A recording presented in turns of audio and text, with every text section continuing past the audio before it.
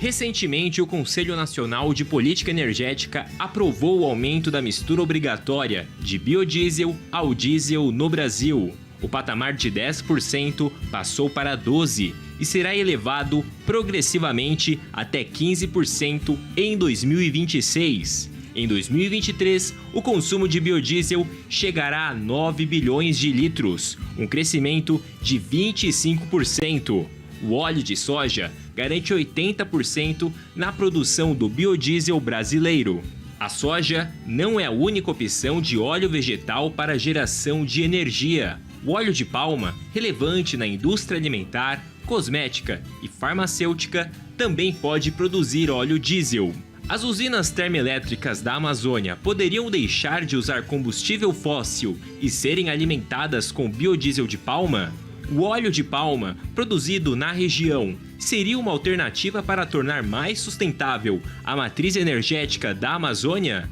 É possível fornecer uma energia mais limpa e barata para as populações dos estados do norte? O plantio de dedê é uma alternativa para recuperar áreas degradadas da floresta amazônica e pode ajudar a empregar os moradores do campo na geração de agroenergia.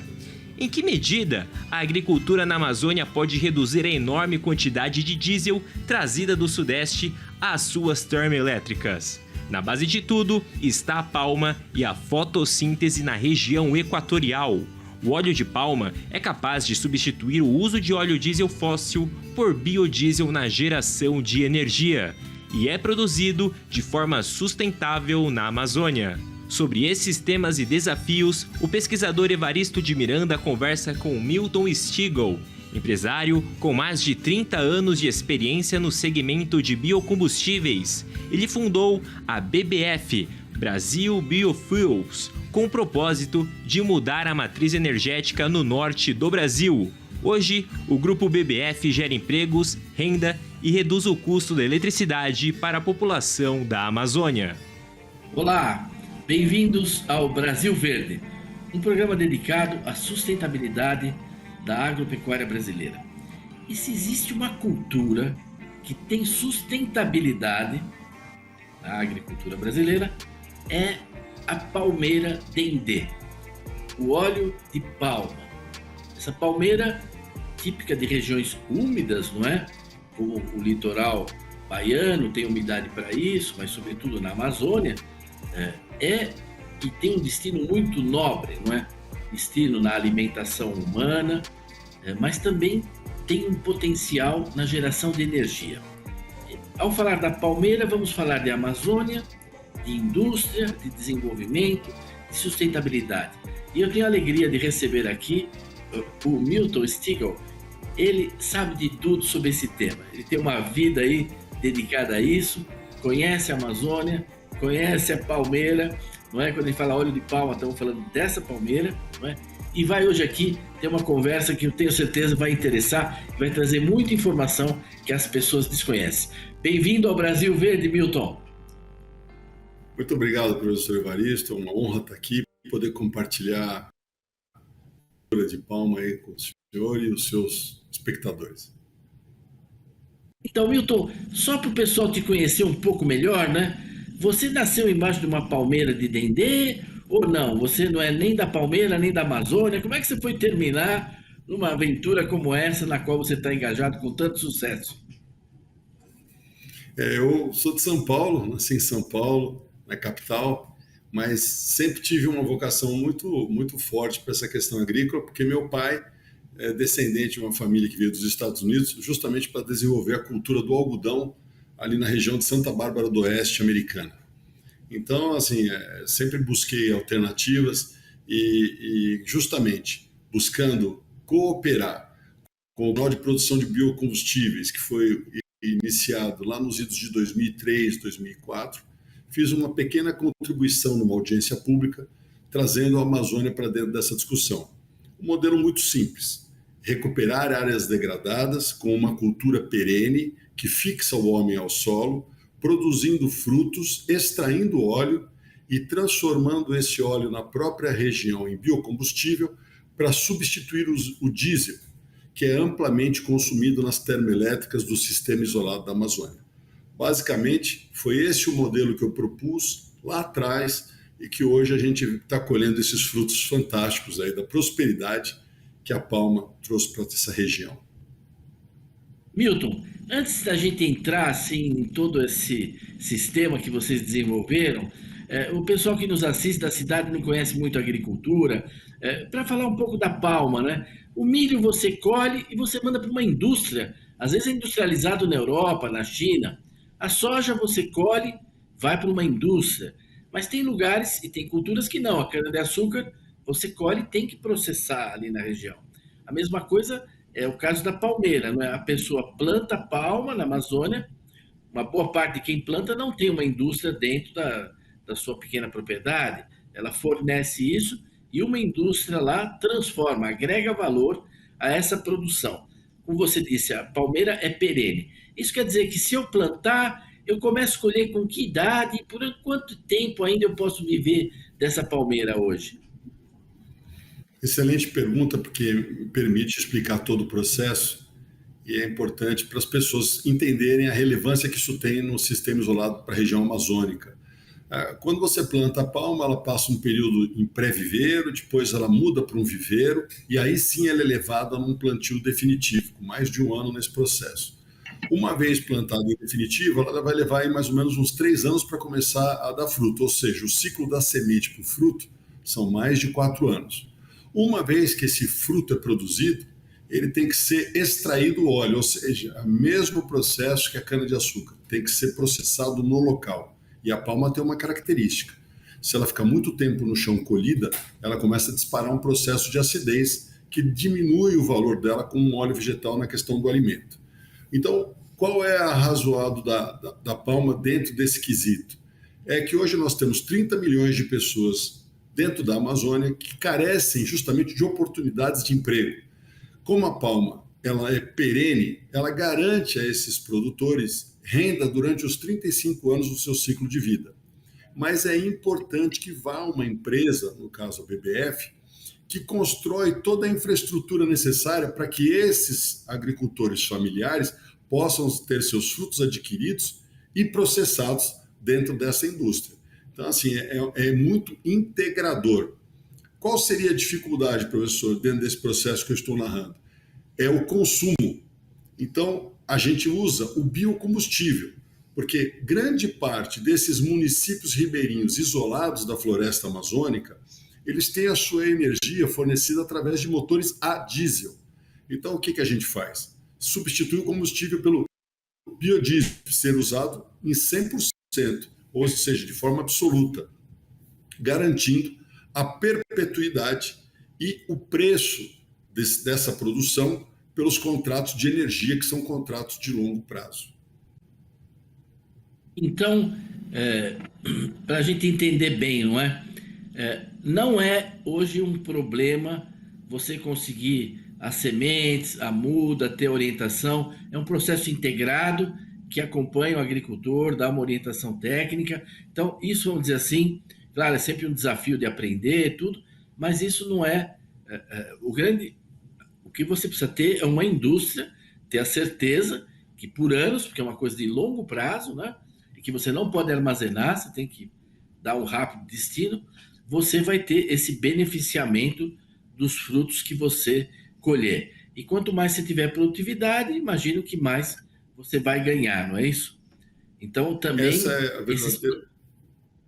Diga, por favor. Não, essa é a verdadeira equação. Quer dizer, a gente precisa ser o indutor desse desenvolvimento. O que nós tivemos aí como um grande alicerce para o arcabouço do desenvolvimento da cultura da palma no Brasil, professor, é o trabalho que a Embrapa fez junto com o governo federal na publicação do decreto 7.172, que foi publicado em maio de 2010, onde identificou 31 milhões de hectares de áreas antropizadas na região amazônica e ainda classificou através de um espetacular trabalho que a Embrapa produziu nas áreas onde tinham aptidão climática para a cultura da palma. Então, essa classificação está lá, preferencial, está regular e, por última, marginal, dizendo qual é o trato cultural que o investidor precisa empreender para ele ter êxito naquelas regiões identificadas. A Embrapa também tem um trabalho muito grande com as mudas, com as sementes da palma, trabalho esse que vem sido reforçado e precisa de mais investimentos. Quanto mais produtores se interessem por essa cultura, eles encontrem nas sementes produzidas pela Embrapa o fundamento para expandir o seu palmar. Mas nós temos também grandes fornecedores internacionais que dão esse recurso, ou seja, que produzem sementes de qualidade para que a gente possa adquirir aqui e expandir a cultura no Brasil. Nós estamos terminando o nosso primeiro bloco, só para concluir curtinho. Quer dizer, hoje plantado na Amazônia, nós temos mais ou menos assim, quantos hectares? Assim, onde é que eles estão, assim, rapidamente, para as pessoas terem uma ideia, não é? A grande parte desse plantio se concentra no estado do Pará, com quase aí 90% da área plantada, e a BBF agora que está desenvolvendo o estado de Roraima, que alcançou agora seus 15 mil hectares plantados. Mas assim, a gente deve ter mais de 200 mil hectares plantados entre todas as empresas no estado do Pará e esse tanto plantado no estado de Roraima, que concentra aí a grande produção nacional. Muito bom. Nós vamos para um pequeno intervalo e a gente já volta para continuar essa conversa e ver como, além do alimento, a palma pode ser uma solução energética muito adequada para a região amazônica. Já já a gente volta.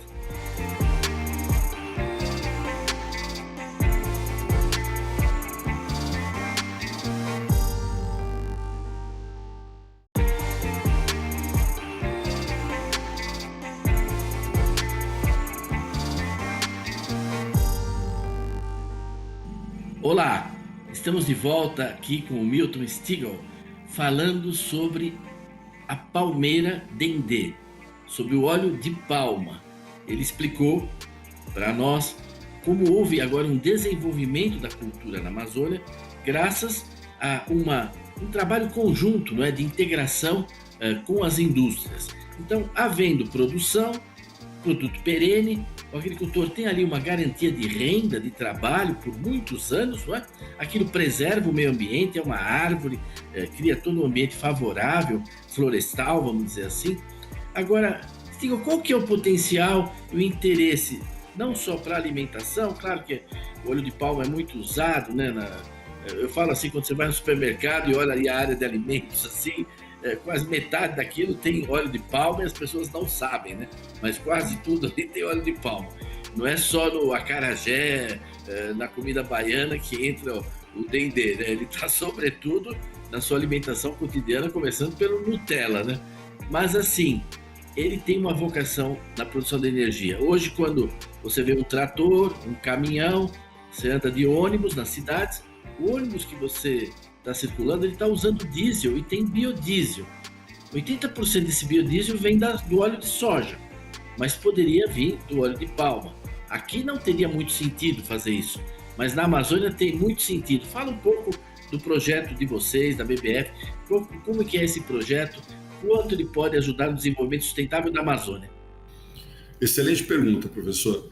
A BBF hoje conta com mais de 6 mil colaboradores, ainda esse ano a gente deve ultrapassar a marca dos 7 mil, e a nossa intenção é trazer justamente a palma para esse ciclo virtuoso, onde desenvolve não apenas economicamente a região, mas socialmente também, e a parte ambiental que acompanha. Então, na verdade, quando a gente está fazendo a aquisição dessas propriedades para plantar, a gente respeita o zoneamento, como eu disse no bloco anterior. Esse zoneamento tipifica que até o final de 2007 são as áreas aptas, degradadas e encontradas para ser desenvolvimento da cultura. Aquilo que foi degradado ou antropizado após o ano de 2008, a BBF está trazendo o cacau para dentro do projeto, que também é uma cultura perene. Então, a questão de trabalhar com duas culturas perenes diversifica o portfólio da companhia e abre ainda mais opções para a cadeia laboral. No quesito de biocombustíveis, a novidade é o projeto com a Vibra, onde nós estaremos inaugurando a primeira biorefinaria do Brasil, no município de Manaus, na Zona Franca, onde a gente vai escoar a nossa produção, transformar esse óleo vegetal em querosene de aviação sustentável, também um diesel verde, para ser distribuído para a Vibra dentro da região de todo o território nacional. A gente sabe que a partir de 2027, as companhias internacionais elas vão ter uma obrigação de alguma parte, de algum percentual renovável dentro dos combustíveis de aviação. E a gente quer estar para trazer esse desenvolvimento. E isso tem que ser localmente, né?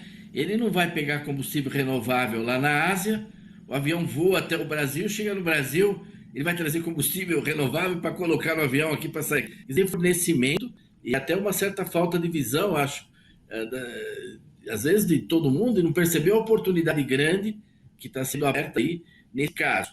Mas tem também a produção de energia local. Tem muito em todos os estados, tem muita. Quantos você tinha assim? Até acabar a novela, acabou a novela, você desliga o gerador, não é? Ali, aquele povoado, né? A geração é com óleo diesel, né? Ainda, mesmo em cidades grandes, tudo, né?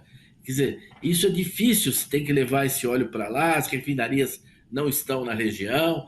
Agora, vocês têm também uma proposta, não é?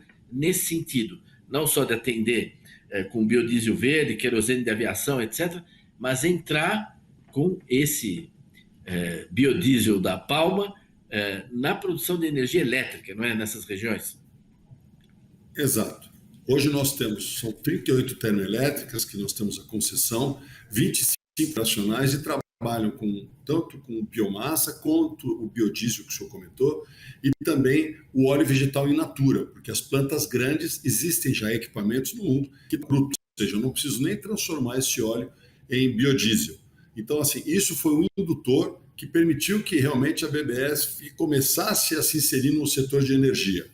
A grande dificuldade do setor da região amazônica é a logística.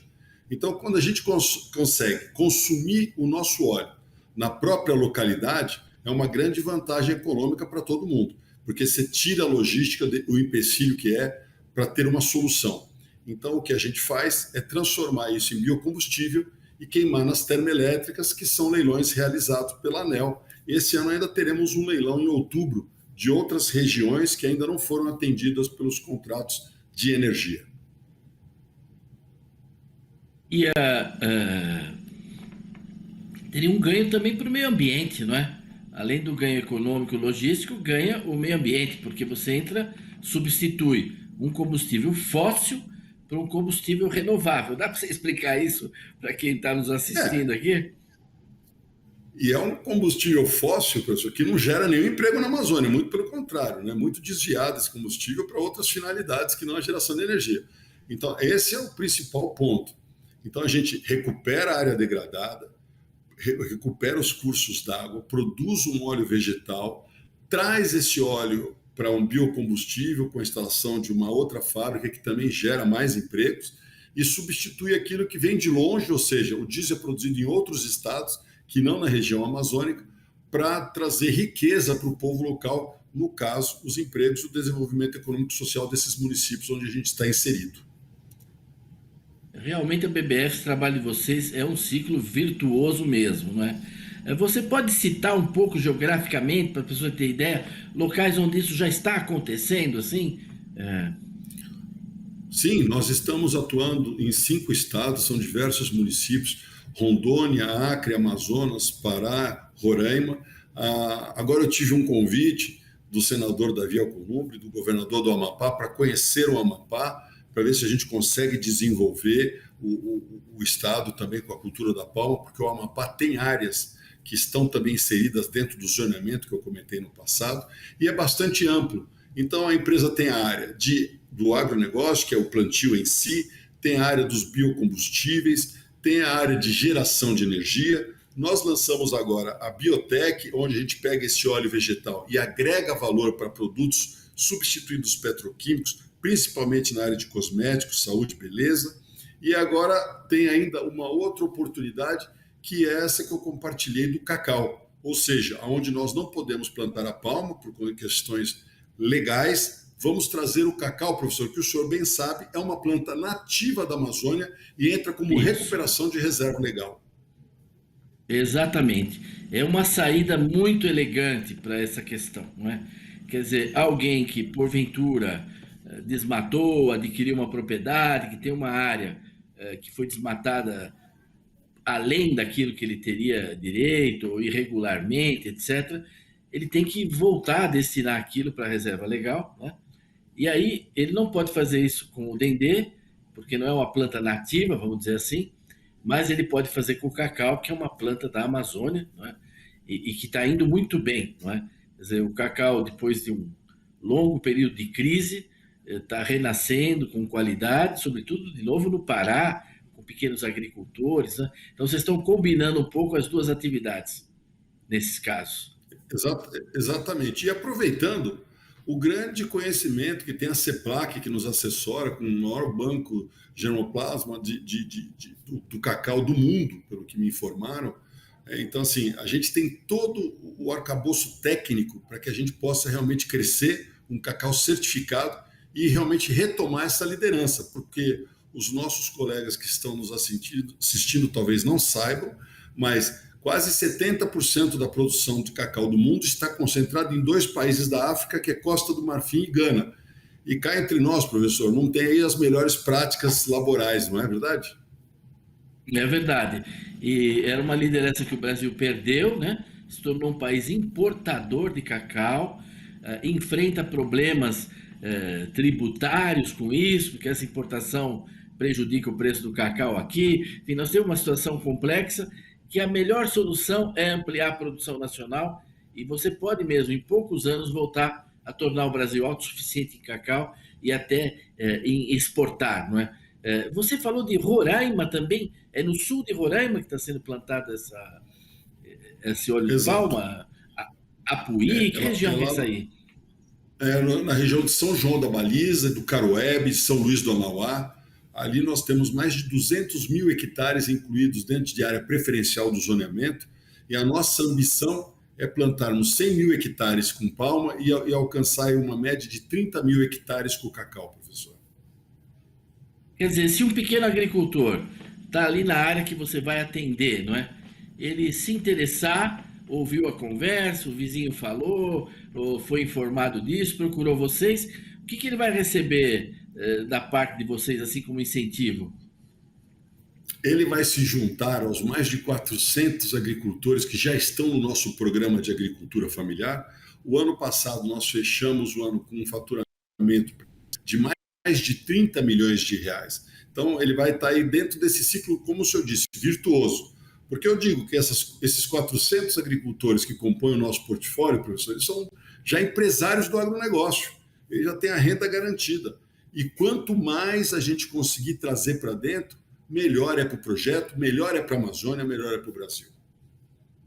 Eu agradeço muito a sua participação aqui, porque ela derruba esse mito de que não pode ter agricultura na Amazônia. Claro, talvez não tenha sentido ter agricultura igual a do Sudeste, etc. Mas existem muitas alternativas para você ajudar. São 1 milhão de produtores rurais no bioma Amazônia, 30 milhões de habitantes, cerca de 700 cidades que precisam de energia, precisam de alimentação, e a logística impede que você traga isso do resto do Brasil para lá. Você tem que produzir lá, e vocês estão hoje trazendo alternativa para toda a cadeia, quer dizer, desde do alimento, a cadeia do produtor, a cadeia da energia, etc. Eu queria passar a palavra para você tem aí uns minutos para fazer talvez um comentário final, se você quiser. O programa é vasto, a gente pode voltar a conversar aqui em outra ocasião, mas acho que a gente deu uma boa ideia para quem nos assistiu. Eu queria passar a palavra para você, Milton. Primeiro, agradecer essa oportunidade. A gente precisa realmente trazer essas informações ao público de forma geral, para mostrar que a gente tem sim condições de atuar junto com as riquezas naturais e produzir riquezas para esses 30 milhões de pessoas que o senhor bem falou que moram na Amazônia. Ninguém escolhe ser garimpeiro porque acha legal, é falta de oportunidade. E quando a gente consegue abrir oportunidade com sustentabilidade, é a melhor solução. Muito obrigado, viu, professor, pela oportunidade. Eu gostaria de parabenizá-los e a você, ao seu empreendedorismo e aos que se aliam a isso. As pessoas às vezes têm uma imagem muito idílica da Amazônia, mas é um povo muito sofrido, muito desamparado. Para se ter uma ideia, hoje a cidade mais violenta do Brasil, onde tem mais assassinatos por 100 mil habitantes, é Rio Branco, não é? Então, assim, é lá na Amazônia, não é a Baixada Fluminense, nem nada. Isso porque o narcotráfico, quer dizer, os jovens precisam de alternativa, os agricultores precisam de alternativa, e eles têm sido às vezes combatidos como criminosos, com uma violência que a gente gostaria de ver os órgãos públicos aplicarem aos narcotraficantes, né? E não aos agricultores, ao produtor rural da região. Agradeço muito a oportunidade de você ter estado aqui conosco e convido todos a estarem de novo a semana que vem aqui no Brasil Verde para mais um programa com gente que faz a sustentabilidade da agropecuária brasileira. Até lá!